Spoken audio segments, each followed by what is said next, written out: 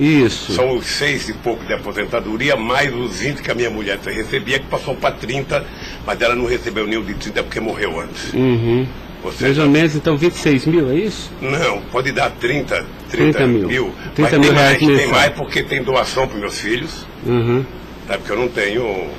Não, mas o senhor, pessoalmente, só quero saber isso. Eu poderia chegar a quanto? 50 mil? Tá, 50 mil reais mensais. Eu não sei, eu tô tentando chutar aqui, doutor. Tá, aproximadamente... Eu posso depois mandar por escrito, sabe, o que... Tá, é porque é importante, porque o juiz precisa fixar... O rendimento fixo que eu recebo todo mês é esse, são 6 e pouco da anistia, e era 20, agora passou para 30. 26 mil, então. A Lewis que paga. Tá, 26 mil reais. Depois o advogado manda para o senhor aí o total do rendimento das doações. Tá bom. Estado civil viúvo, tá? 4, nenhum menor de idade. Tá. Grau de instrução do senhor. Grau de instrução. Um curso primário e um curso técnico. Tá. Curso primário e curso técnico.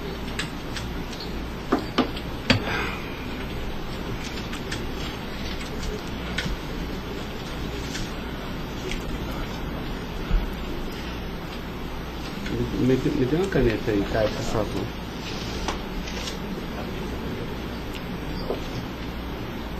Pode gravar, Caio.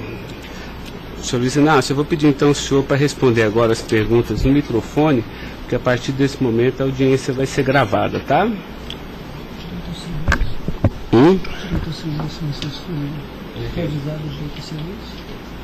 Eu vou avisar ele agora. Vou falar da acusação e vou avisar. Tá? Tá pronto, Caio? Tá. Senhor Luiz Inácio, esse momento é o momento do seu interrogatório, tá? A lei lhe garante o benefício de ficar em silêncio em todas as perguntas que eu lhe fizer, as perguntas feitas pelo membro do Ministério Público, pela defesa dos denunciados, inclusive até pela sua própria defesa, tá? Existem 2 denúncias aqui nessa ação penal, envolvendo Delcídio do Amaral Gomes, André Santos Esteves, Edson de Siqueira Ribeiro Filho, Diogo Ferreira Rodrigues, Luiz Inácio Lula da Silva, senhor, José Carlos Costa Bunlai e Maurício Barros Bunlai, tá? E em síntese, a denúncia fala da existência de uma organização criminosa, tá? Pelo menos do dia 1º de fevereiro de 2015 até 20 de novembro de 2015. E a denúncia narra que todos esses denunciados teriam se esforçado para evitar ou para menos modular e conseguiram retardar a celebração de um acordo de colaboração premiada entre o Ministério Público Federal e Nestor Severo, tá? Depois a denúncia narra que um crime de patrocínio infiel, tá? Cometido pelos denunciados também, e de exploração de prestígio, tá? Bom, o senhor tem conhecimento desses fatos, tá? Né? Eu lhe pergunto, esses fatos que são descritos na denúncia são verdadeiros, falsos? Eu queria que o senhor fizesse uma explanação cronológica do que aconteceu envolvendo a sua pessoa. Bom, os dados são falsos. Eu queria aproveitar a oportunidade, doutor Ricardo, para dizer ao senhor que eu faço política desde os 23 anos de idade. Comecei em 1968 pelo movimento sindical. Depois fizemos as greves mais importantes desse país, depois do regime militar. Depois resolvemos que o sindicato já era muito limitado para a luta democrática desse país, resolvemos criar um partido político.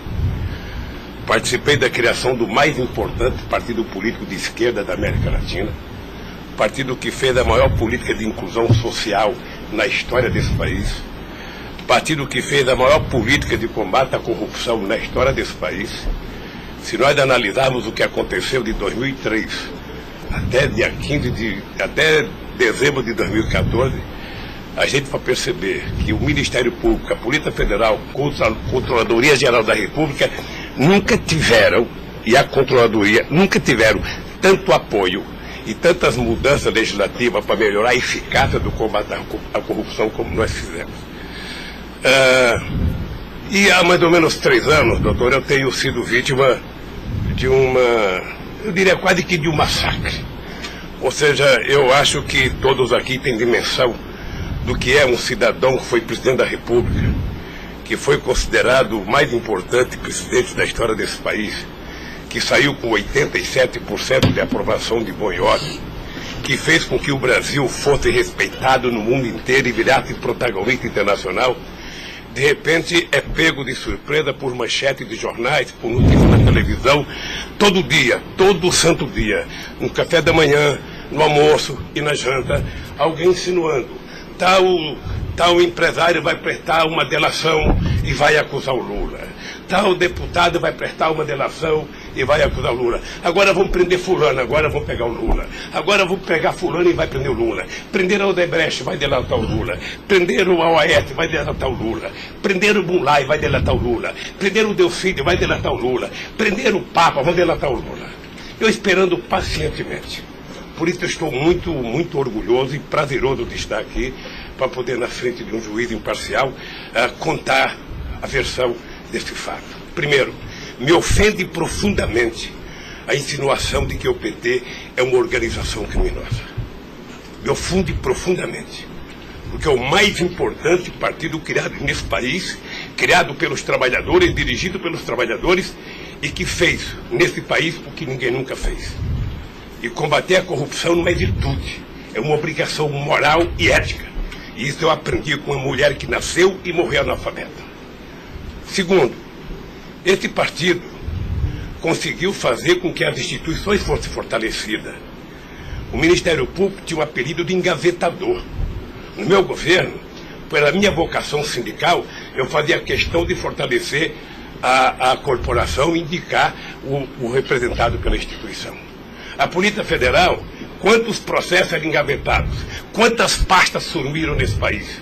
No meu governo, a Polícia Federal tinha que fiscalizar, tinha que investigar, teve dinheiro para investimento de inteligência e os delegados sabem como é que eles foram valorizados. E eu dizia, só tem um jeito de ninguém ser pego nesse país, é ser honesto, é não fazer nada errado. Pois bem, a Controladoria Geral da República não existia. Era uma peça de ficção quando eu cheguei no governo. Eu coloquei primeiro o ministro Valdir Pires, ex-governador da Bahia, depois eu coloquei um juiz, o nosso amigo Jorge Arge, que quem conhece sabe que não brinca em serviço. E ele sabe que a ordem que ele receber é o seguinte, olha, tem que controlar e tem que fazer com que as pessoas saibam que honestidade não é mérito, é obrigação. Pois bem, e agora eu estou nessa... Só sabe o que é levantar todo dia, sabe, achando que a imprensa está na porta de casa porque eu vou ser preso? Ah, porque não sei quem delatou Lula vai ser preso, porque não sei quem delatou Lula vai ser preso. E eu tenho dito, eu duvido, antes, durante e depois, os que estão presos e os que vão ser presos, que tenham um empresário ou um político que tenha coragem de dizer que um dia me deu R$10, ou que tenha coragem de dizer que um dia o Lula pediu 5 centavos para ele. Eu não faço isso porque sou melhor do que os outros, não. Eu faço isso porque quem chegou à presidência da República como eu cheguei, depois de perder 3 eleições, não tinha o direito de errar. Fiquei 8 anos no meu mandato, doutor, 8 anos, sem ir num jantar, sem ir num aniversário, sem ir num casamento, exatamente para não dar pretexto de aparecer aqueles que vão tomar uma champanhe e vêm pedir um favor. E vem tirar fotografia com celular para depois explorar essa fotografia. Eu fico orgulhoso de estar prestando depoimento e chateado por uma ilação feita nesse processo contra mim pelo senador Delfídio. Portanto, eu queria lhe dizer que eu estou aqui para responder toda e qualquer pergunta. Se tem um brasileiro nesse momento que quer a verdade e deseja a verdade nesse país, sou eu. Portanto, estou à inteira disposição para responder tudo e a todos do jeito que vocês perguntarem. Tá, adentrando então na peça acusatória, senhor Luiz Inácio, A denúncia narra aqui 7 fatos. Diz aqui que no dia 8/4/2015, o senhor reuniu-se com o Delcídio Amaral no Instituto Lula, em São Paulo, e o senhor teria exortado a Delcídio a adoção de medidas para a compra do silêncio de Nestor Severo, de forma a que o Nestor, não celebrasse o acordo de colaboração premiada com o Ministério Público Federal. Vamos por fatos, que eu acho que fica mais fácil, a gente faz o encadeamento temporal aqui da denúncia. Esse fato existiu, Delcídio foi lá, pediu para o senhor, o senhor teria pedido a ele para que ele intervisse e pudesse pelo menos ocultar fatos que pudesse relacionar o senhor José Carlos Bunlai, e ele diz mais, diz até que o senhor também teria pedido a ele, porque o senhor também teria envolvimento aqui com negócios escusos na Petrobras. Doutor, só tem um brasileiro que poderia ter medo de um depoimento do Severo, pela relação que tinha com ele, que é o Delcídio. Eu não tinha relação com o Severo. Portanto, eu não tive nenhuma preocupação com o depoimento de nenhum empresário, de nenhum diretor da Petrobras, porque não tem essa relação com eles. Portanto, o Delcídio contou uma inverdade nesse processo. Mas essa reunião existiu? Deve ter tido muitas reuniões com o Delcídio. Ele era senador da República, era líder do governo, nós conversamos muitas vezes, em São Paulo e em Brasília, e com outros deputados. Lá no Instituto Lula? Várias vezes o Delcídio esteve lá. Várias vezes. Ok. Eu iria perguntar por fatos aqui, mas assim, pelo que o senhor está falando, senhor, ele teve lá, o senhor admite que conversou com ele, mas não houve essa conversa para adoção de medidas, o senhor teria pedido para ele, porque o senhor, José Carlos Bunlai é amigo do senhor. Doutor Ricardo, deixa eu dizer uma coisa. Eu não tenho nenhuma razão para ter qualquer problema com o depoimento do Severo. Mas nenhuma razão. Não o conheço, não tive convivência com ele. Portanto, o depoimento do Severo era um problema para o Delcídio e não para mim, que teve uma convivência com ele ainda no governo anterior, antes do meu governo, quando foi diretor de óleo e gás da Petrobras. Não foi comigo. Tá, não surgiu essa conversa, então. Não surgiu, não se tocou. Se o senhor falar da Lava Jato? Doutor, da Lava Jato, hoje no Brasil, a gente fala no café, no almoço, na janta e ainda depois da novela. Mas não porque só passa isso na televisão. Mas não se tocou no nome do Severo. Não tocou no nome. E muito menos no nome do Bunlai. Sabe, de que foi pedido coisa para o Bunlai. É um absurdo. É um absurdo. Eu não sei o que o Delcídio esperou fazer com isso. Certamente, depois de preso alguns dias, as pessoas começam a encontrar um jeito de sair da cadeia e resolve jogar a culpa em cima dos outros. Como é que o senhor reagiu quando ele foi preso? Eu tive uma reação que eu sei que ele não gostou, quando ele citou que o juiz da primeira corte, do Superior Tribunal, ele tinha conversado com ele. Eu disse, esse cara é um imbecil, sabe? Porque mas nem na morte você citaria se você teve ou não uma conversa com a Suprema Corte sobre um processo. Foi essa reação que eu tive e ele me parece que não gostou da minha reação. Eu fiquei sabendo pela boca de alguns advogados que ele ficou muito chateado porque eu disse que ele era um imbecil. Eu não quis ofendê-lo, apenas achei que a atitude foi equivocada. Tá, eu tenho mais alguns questionamentos, mas depois eu faço na medida que os temas forem agitados aqui pelas partes, tá? O Ministério Público tem perguntas, doutor? Bom dia. Acabei não vendo a sua chegada, mas não revelo. Em nenhuma dessas reuniões o Delcídio comentou sobre o receio que ele teria sobre as delações do Severo? Não, ele não comentou, mas era sabido por todo mundo que acompanha todo esse processo da relação histórica do Delcídio com o Severo.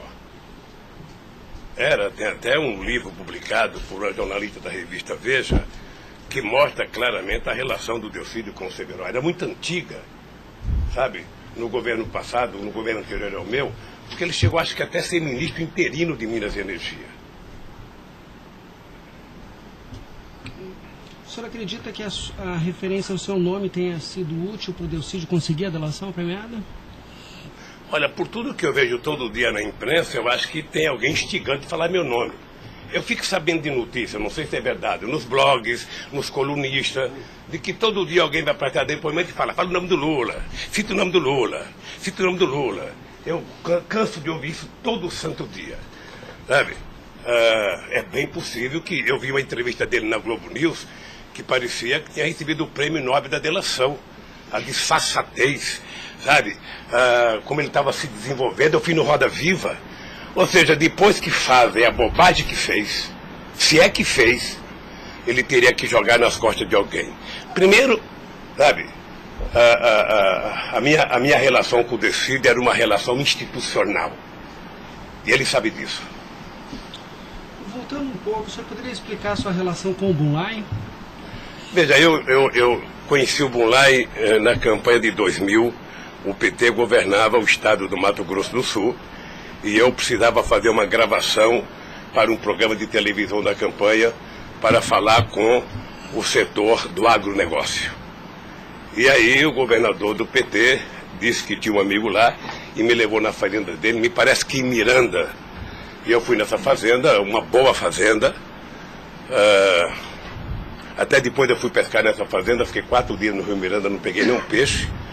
Mas gravei um programa, foi um programa de sucesso. Depois eu ganhei as eleições e depois estabeleci uma relação com o Zé Carlos Bunlai. Qual o conhecimento ou participação que o senhor teve na questão do empréstimo do Banco Chain ao PT que teria sido feito com a intermediação do Bunlai? Eu não, já disse isso, eu não tenho nenhum...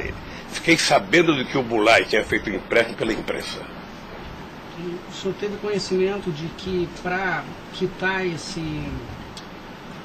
empréstimo, houve a contratação pela Petrobras, da empresa Chain Engenharia, na questão Fiquei da sabendo também pela imprensa, e me parece que numa pergunta que o Ministério Público já me fez. Após esses fatos, sobre a saída do Cerveró do posto da diretoria da Petrobras, há uma informação na denúncia relativa a divisões de indicações por partido de diretorias na Petrobras. Diretoria de abastecimento seria normalmente indicada pelo PP, diretoria de serviços pelo PT, diretoria nacional pelo PMDB. O senhor tem conhecimento disso?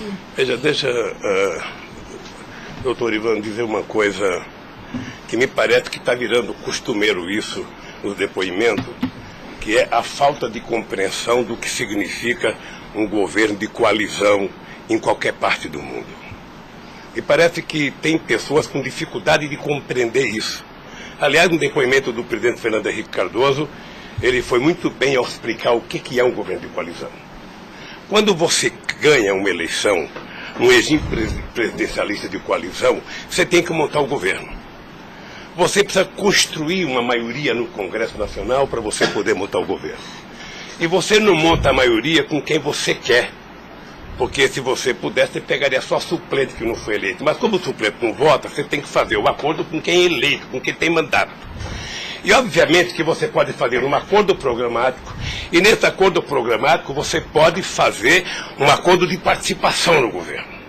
Então os partidos que compõem a base do governo participam do governo, indicam ministros, indicam cargos. Todas as pessoas indicadas são pessoas com mais de 30 anos da Petrobras. Eu já disse no depoimento, sabe, que vocês vão ter que ouvir muita gente, o Conselho Fiscal da Petrobras, o Conselho de Administração da Petrobras, sabe, para saber se havia denúncia de corrupção, porque quando nós indicamos as pessoas e quando os partidos indicam, ou seja, se aparecer alguma denúncia de corrupção e aparecer no GSI, essa pessoa não é indicada. Porque qual é o critério? O partido tem um ministro, o partido tem uma bancada. Essa bancada conversa com o ministro. Se indicar um nome qualquer, esse nome vai para a Casa Civil, da Casa Civil passa para o GSI, que é o Gabinete Institucional, faz um levantamento, eu não sei aonde, sabe? E se não tiver nenhuma denúncia, essa pessoa é mandada para o Conselho de Administração e o Conselho de Administração indica. Não é o presidente da República que indica, é o Conselho de Administração. É assim que funciona em qualquer lugar do mundo. Ex-presidente, mas só uma questão relativa a isso. Existe um vídeo no YouTube em que o senhor está inaugurando uma plataforma que o senhor realmente fala que no seu governo a Petrobras se tornou mais transparente e que o senhor participava mais das decisões da Petrobras. É de uma plataforma em Angra dos Reis, isso foi em 2010. Então, deixa, doutor. Aí eu estou lhe perguntando para o senhor explicar. O senhor se lembra desse discurso? Eu sei que é muita coisa, mas eu estou até com um vídeo aqui e eu queria lhe perguntar isso. Senão a gente pode até passar. É que a imprensa dizia que eu vivia fazendo assembleia. Eu fui o presidente que certamente mais visitei a Petrobras. Eu fui o presidente que decidi no governo e com a Petrobras de que era importante que a gente recuperasse o poder de construção de plataforma da Petrobras para a gente não importar da Coreia ou da China, que era preciso criar uma indústria petrolífera forte no Brasil. Por isso é que nós aprovamos a Lei de Conteúdo Nacional. 65% de tudo que fosse construído de plataforma ozônica teria que ser feita no Brasil, para a gente ter uma política industrial, para a gente definir uma política de engenharia, de ciência e tecnologia, porque o Brasil é um país grande, o Brasil não pode ser um serviçal, o país não é uma republiqueta. Este país poderia produzir e atender toda a América Latina e atender toda a África que margeia o rio chamado Atlântico. Lamentavelmente.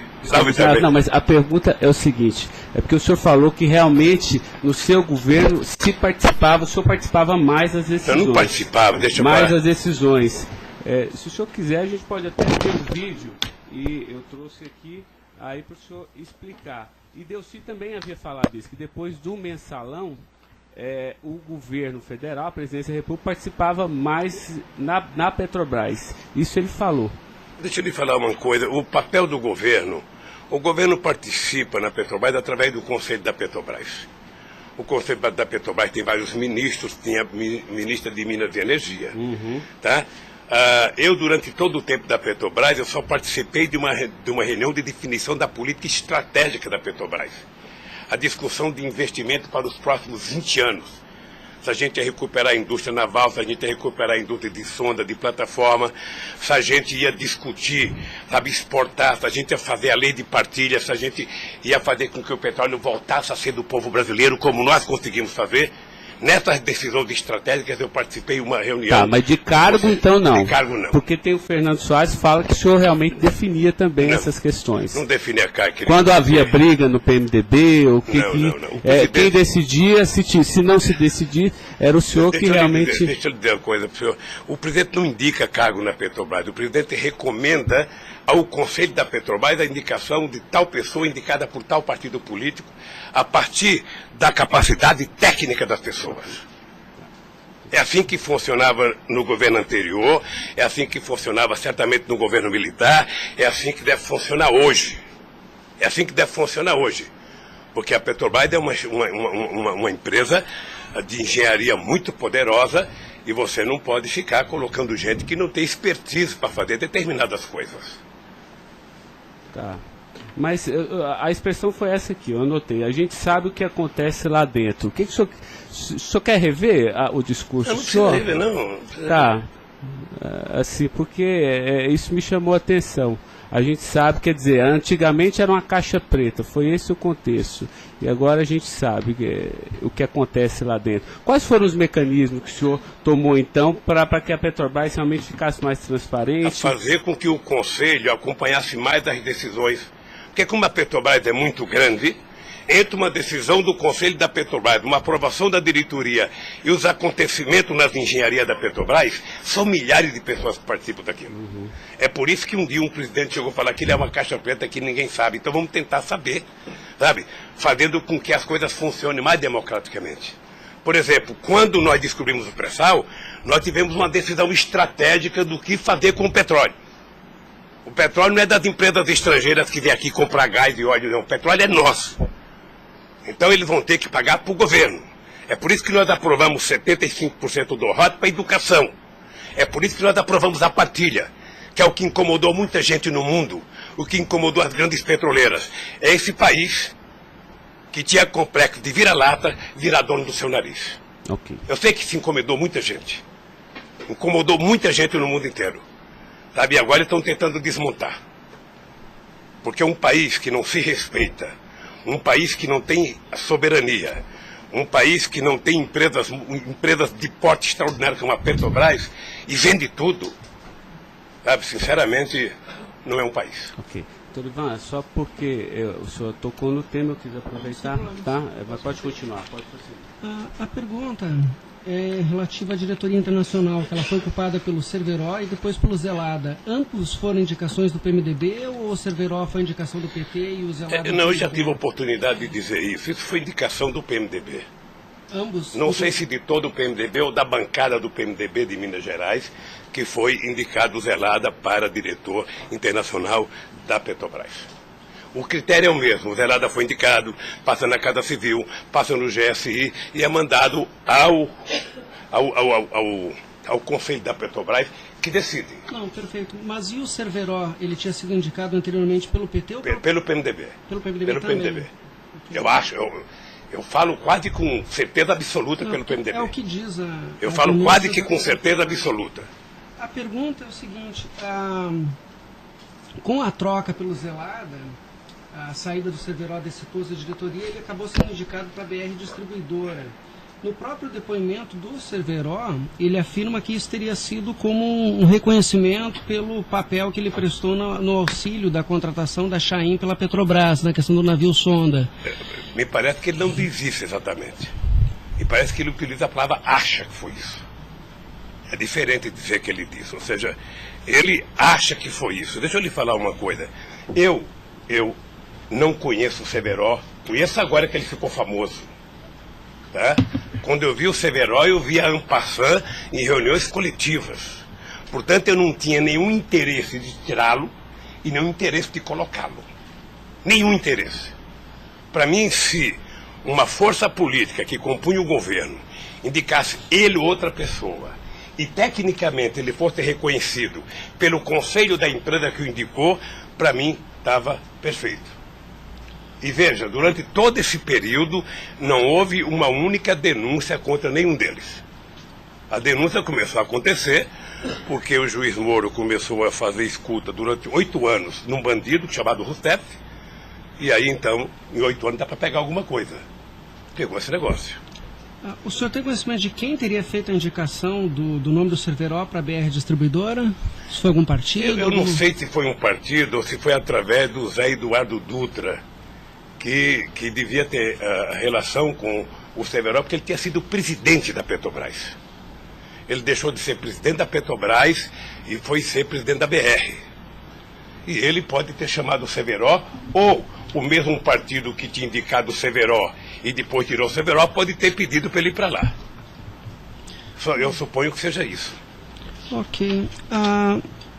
O senhor conversava com certa frequência com o Bunlai por telefone, dentro dessa relação de amizade? Não era meu amigo. Conversava com ele. Com que frequência o senhor... Não sei, querido. Sabe, ultimamente o Bunlai andava com doença nos olhos, achando que ia ficar cego, estava passando muito tempo em Miami para se tratar, depois estava se tratando de um câncer. Sabe, eu sei que ele não andava bem nos últimos tempos, com problema de doença. Porque a denúncia cita algumas ligações de um telefone que pertenceria ao Instituto Lula. O senhor utilizava esse telefone do Instituto Lula para conversar com o Bunlai também, ou normalmente só no seu celular? Mas qual é o crime do Bunlai ligar para mim? Não, eu estou tentando esclarecer os fatos, presidente. Ligado, eu conversava com o Bunlai, tinha um profundo respeito pelo Bunlai, um profundo respeito.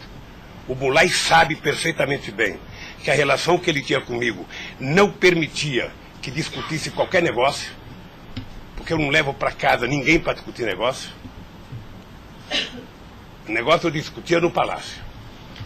Mas o senhor sabe se ele utilizava o nome do senhor? Porque o Salim Chaim e o Fernando Chaim confirmam que José Carlos Bunlai disse que Luiz Inácio Lula da Silva interveio na contratação da Chaim pela Petrobras. Está descrito na peça do Ministério Público. Doutor, se o senhor soubesse quanta gente usa o meu nome em vão, de vez em quando eu fico pensando para as pessoas lerem a Bíblia, para não usar tanto meu nome, João. Tem gente que faz campanha financeira em meu nome, tem gente que é candidato em meu nome, tem gente que faz panfleto dizendo que eu estou apoiando, tem gente que coloca a fotografia minha dizendo que eu estou apoiando ele, sabe? Não tem como fazer isso. Se alguém falou, sabe? Se alguém falou, somente o Zé Carlos Bunlai pode provar isso, ou o Chaí na frente dele. Eu duvido que o Zé Carlos Bunlai, ou algum outro empresário, ou algum outro, desses que já prestaram depoimento, diga que um dia eu chamei ele para conversar sobre tal coisa, sobre qualquer coisa. Sabe por quê, doutor? Porque eu tinha noção de que o único jeito de eu governar esse país dignamente era não permitir qualquer promiscuidade na minha relação com os agentes empresariais ou os agentes políticos. A afirmação seria que o senhor estaria abençoando o negócio da Chaim pela Petrobras. O senhor não... Nem abençoando, nem amaldiçoando, porque eu não sabia. Sem mais perguntas, excelência. A defesa, então, a sua defesa vai ser a última a perguntar. A sua defesa de Delcídio Amaral.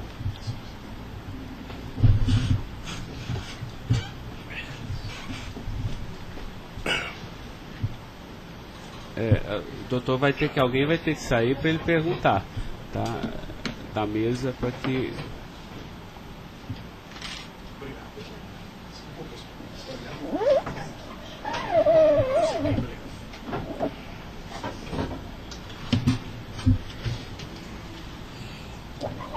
Bom dia. Bom dia.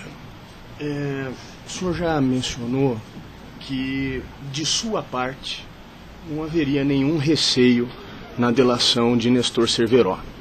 A indagação que eu faço é se, da parte de Bunlai, seu amigo, se ele lhe confidenciou algum receio da delação do Cerveró. Nunca. Nunca. Nunca. Ele mencionou se conhecia o Cerveró? Quem, o Bunlai? O Bunlai. Não, nunca falou comigo do Cerveró. Nunca? Nunca falou comigo do Cerveró. Nem tampouco o senhor soube se ele... Quem falava comigo do Cerveró era o Delcídio. Que era amigo do Cerveró. Amigo do filho do Cerveró. Perfeito. O senhor tem conhecimento se a delação do Nestor Cerveró foi utilizada como um dos fundamentos para a condenação do senhor Bunlai? Não tenho. Não tem conhecimento. Não tenho. Tá certo. Eram só essas as indagações. Excelência, muito obrigado. Obrigado, senhor ex-presidente. A defesa de André Esteves tem questionamentos? Não tem? A defesa de Edson Siqueira Ribeiro Filho.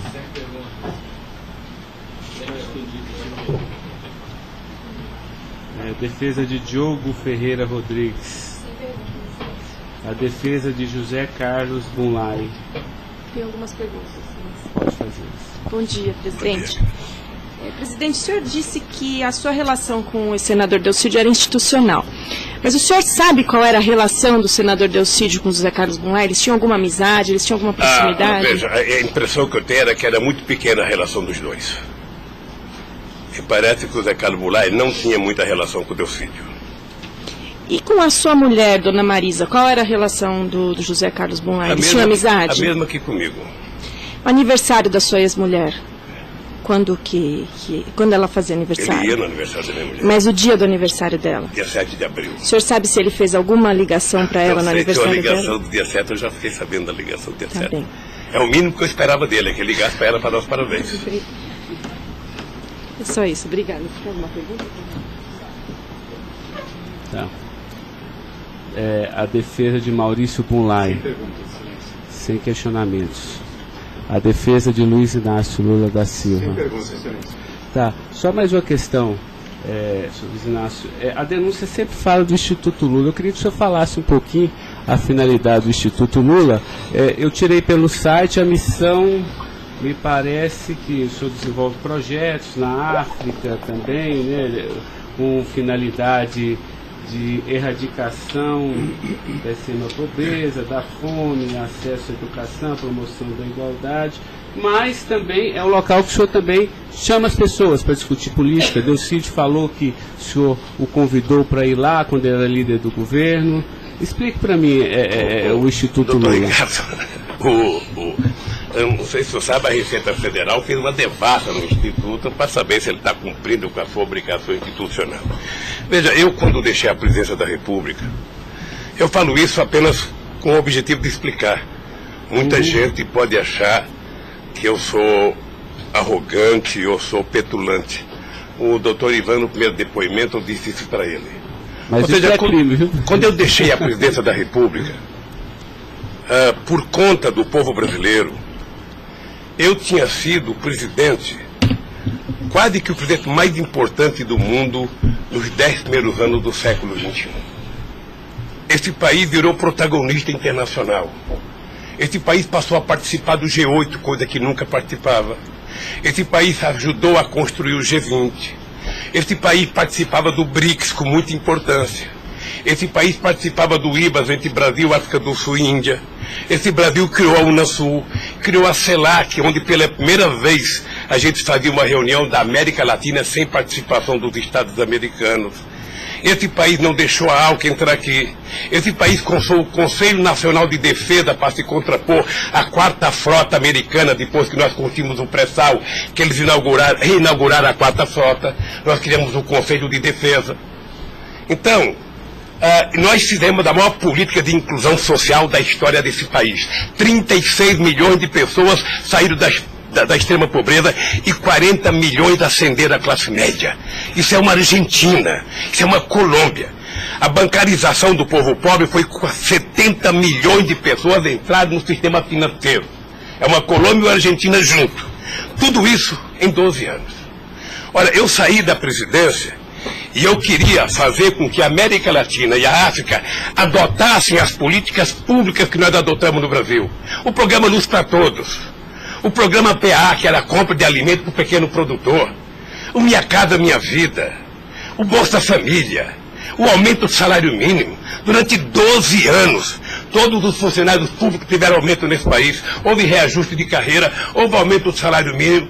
Aumentamos as exportações, aumentamos o mercado interno, numa demonstração de que o pobre não era problema. O pobre era a solução. Então, eu gostava de ir para a África para dizer para os presidentes. Uma vez até fiquei com medo de Angola. Porque eu, depois da minha palestra, eu me dei conta da quantidade de general que tinha lá dentro. E eu falei o seguinte, é preciso diminuir o dinheiro das Forças Armadas e colocar dinheiro para os pobres. Porque o pobre não entra no orçamento. O Poder Judiciário entra, quer ter poder de pressão. Os sindicatos organizados entram. Sabe? Todo mundo entra, o pobre não entra. O pobre está lá, desgraçado, abandonado, ninguém olha por ele. Agora, coloque ele no orçamento. Deixa ele começar a ir no shopping. Deixa ele começar a comprar carne, comprar iogurte, comprar meia, comprar sapato. Nesse país ficava incomodado porque pobre comprava dentadura com o dinheiro que a gente dava do Bolsa Família. E eu queria ensinar isso, eu queria ensinar as pessoas a compreenderem que o pobre no Brasil e no mundo seria a solução se a gente desse a ele o mínimo necessário. Foi por isso que eu não quis criar uma ONG. Criei um instituto para poder viajar o mundo tentando mostrar o exemplo do que esse país fez em tão pouco tempo. Mas o que Delcídio, porque ele disse aqui que algumas vezes o senhor chamou ele lá. Em que ele se encaixa aí? É que eu não sabia, doutor. Porque sabia, assim, realmente eu entendi, a política está de acordo com o estatuto aqui do Instituto Lula, mas assim, por que o senhor chamou ele lá? Ele falou assim, muitas vezes o presidente Lula, e de vez em quando eu ia com cortesia também. Deixa eu lhe falar, ele foi muitas vezes conversar comigo, ele era líder do governo, como outros senadores foram conversar comigo. Cada vez que o Delcídio ia no hospital sírio-libanês fazer um check-up ou uma consulta, ele falava, presidente, eu estou aqui no Sírio, eu posso passar aí? Passo, meu filho. Mas o senhor não tratava dessas questões do Instituto? Do Instituto. Discutia desde Flamengo a Vasco da Gama, Corinthians, Palmeiras, porque quando duas pessoas se encontram, conversa-se tudo. Mas não era política institucional do Instituto, isso que eu estou perguntando. Não era política institucional do Instituto, é que eu talvez tenha cometido erro, sabe, que eu deveria ter alugado uma sede do lado. E quando eu discuti esse instituto, ficava numa cadeira, quando eu discutia outra coisa, mudava para outra cadeira. Eu achei desnecessário. Eu achei que a civilização não exigiria essa burocracia toda, porque isso é uma coisa de burocracia. Eu sou o mesmo ser humano, eu sou presidente de honra do PP, eu sou ex-presidente da República, eu era presidente de honra do Instituto. Eu não decidi as coisas pelo Instituto. O Instituto tem uma diretoria. Eu apenas estava lá, eu era a figurinha carimbada do Instituto. Era para ele fazer merchandising. Aqui o Lula.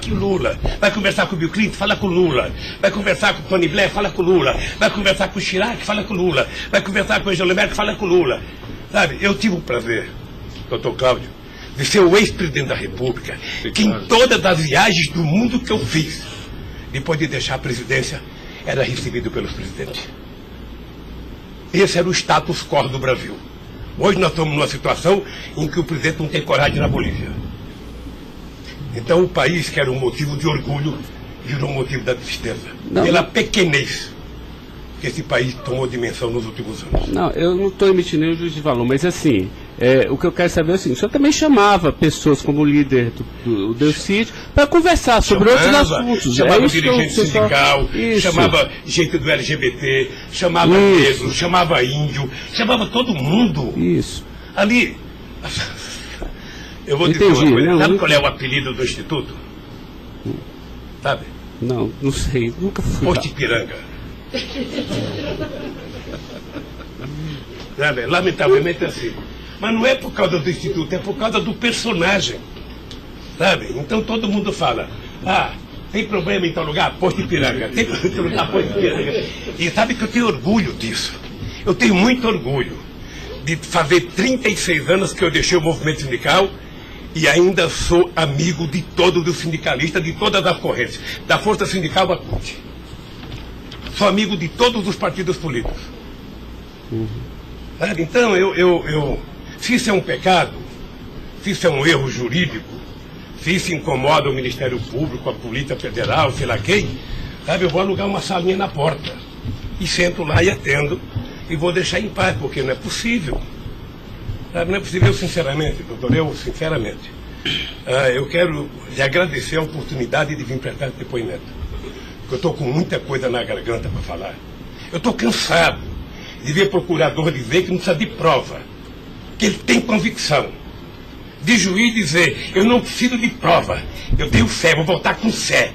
Eu quero provas, alguém tem que dizer, qual é o crime que eu cometi, aonde que eu cometi.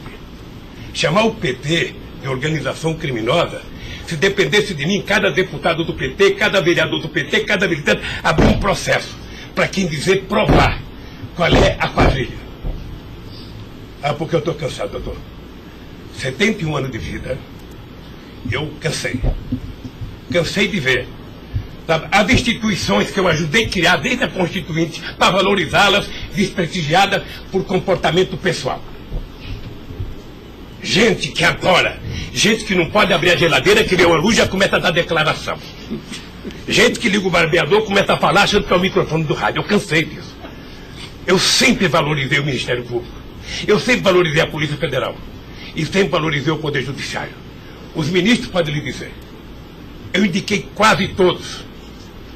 Nunca pedi para eles um favor pessoal. E não peço.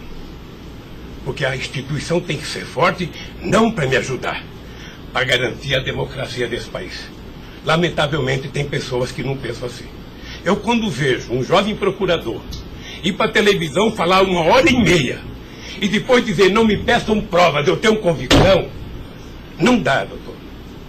Não dá para aceitar isso como uma coisa séria nesse país que está jogando a cada vez mais a oportunidade de se transformar num país grande. Nós quase chegamos a ser a 5ª economia mundial. Quase chegamos. Por mediocridade não chegamos. Então eu lamento profundamente. Eu gostaria que meu depoimento fosse tudo numa semana só. Para mim poder desvendar os mistérios todos. E acabar com essa hipocrisia. Fulano vai prestar depoimento, fulano vai delatar, fulano vai não ter das contas, fulano, e o Lula vai ser citado. Quem sabe está na hora de chamar o dono da Globo, da Record, da Bandeirantes para prestar depoimento para ver se eles me delatam. Porque o que eles dizem que vão me delatar, eu duvido que tenham coragem de me delatar, porque não tem nenhuma prova e nunca conversaram comigo sobre qualquer crime. Doutor, eu aprendi a andar de cabeça erguida. E sabe que custa muito. Para quem nasce na elite, não precisa nada. Mas para quem vem lá de baixo, sabe, não deixar ninguém colocar cangaia no seu pescoço, não é fácil. Esses dias eu sei de uma história, de um depoimento, de um processo que eu abri contra uma jornalista, até vou contar isso que ninguém sabe aqui. E eu acusei uma jornalista que falou em qualquer país democrático do mundo, ela seria presa, porque ela falou de um presidente da República. E ela foi prestar julgamento. E a advogada, acho que a nossa advogada, me chamou de doutor. Aí o juiz começou a rir. Ah, mas ele não é doutor? Ele não é doutor? Como é que você chama ele de doutor? Não, estou chamando dele de doutor porque ele tem vários diplomas de doutor honoris causa. O juiz deu uma gargalhada e pouco tempo depois inocentou a jornalista. Eu vou recorrer até a Suprema Corte. Aos 71 anos eu não sei quanto tempo de vida que eu tenho, mas eu tenho fé em Deus de ver essa jornalista ser educada. Porque, em nome da liberdade de imprensa, ninguém pode avacalhar a vida dos outros. Ninguém pode. E o que eu estou vendo nesse processo? Tem gente que acha que eu sou contra a Lava Jato. Pelo contrário. Pelo contrário. Eu quero que a Lava Jato vá a fundo para ver se acaba com corrupção. O que eu sou contra é tentar criminalizar a pessoa pela imprensa e não pelos autos do processo. O que eu sou contra é execrar, é condenar. Eu conheço pessoas que tivessem liberdade seriam mortos na rua. Tal é. Sabe quantas horas eu tenho de notícias negativas contra mim no Jornal Nacional em 8 meses, 16 horas? Nenhum político no mundo aguentaria isso. E eu vou matá-lo de raiva, porque toda pesquisa vai aparecer na frente. Para eles saberem que nem sempre eles podem brincar com as pessoas. Sabe? Então o juiz, o promotor, o delegado, não tem que ficar fazendo, sabe, pirotecnia com as pessoas. A primeira apura, investigue e condene. Quando condenar, bote na cadeia. E acabou. Sabe, não é tirando fotografia de criança, mostrando casa, mostrando não sei das quantas, inventando mentiras, inventando ilações. Então, quero lhe dizer que o senhor está diante de um homem que está disposto a prestar tantos quantos depoimentos for necessário. E quero que todo mundo saiba, se tem um brasileiro que quer a verdade nesse país, sou eu. E não me venham com mentiras ou com ilações. Porque um cidadão que nasce no Nordeste e não morre de fome até os 5 anos de idade, não tem medo de cara feia. Eu quero defender a minha honra, que é o valor mais importante que eu tenho. Então eu quero lhe agradecer esse depoimento e a liberdade de poder dizer essas coisas que eu até agora não tinha falado, mas eu cansei, eu vou falar. Então, Luiz Inácio, o momento é do senhor, tá? A sua defesa, o senhor tem todo o direito de falar. Só mais uma questão para a gente encerrar, acho que ninguém tem mais questionamentos. O presidente do Instituto Lula, na época, em 2015, era o doutor Paulo Camoto. Ele não participava de nenhuma reunião, assim, com o senhor, às vezes, ou participava, ou era bem informal, como o senhor disse? Eu sou um pouco relaxado, sabe? Porque Delcídio disse aqui que as reuniões eram somente ele e o senhor, que as coisas era só... Não ficava ninguém na sala. É isso? O senhor confirma isso? Eu tenho pelo Delcídio, eu não vou levar muito a sério o que ele disse. Tá? Mas deixa eu falar, eu aqui, quando eu era presidente da República, eu brigava com a minha assessoria que achava que eu tinha que ter uma liturgia. A liturgia é importante, presidente. Você não pode andar no corredor abraçando as pessoas. A porta não pode ficar aberta, sabe? Então, no Instituto, sabe, tem hora que a conversa é pessoal, tem hora que entra 10 pessoas, 5 pessoas, 6 pessoas, 4 pessoas. Mas de total transparência, é isso que o senhor quer falar? Quando uma conversa sigilosa, eu faço uma conversa sigilosa, sabe? Ok. Tá bom. Agradeço a presença do senhor para esclarecer os fatos, tá? Ninguém tem mais questionamentos, então está encerrado a audiência. Na fase do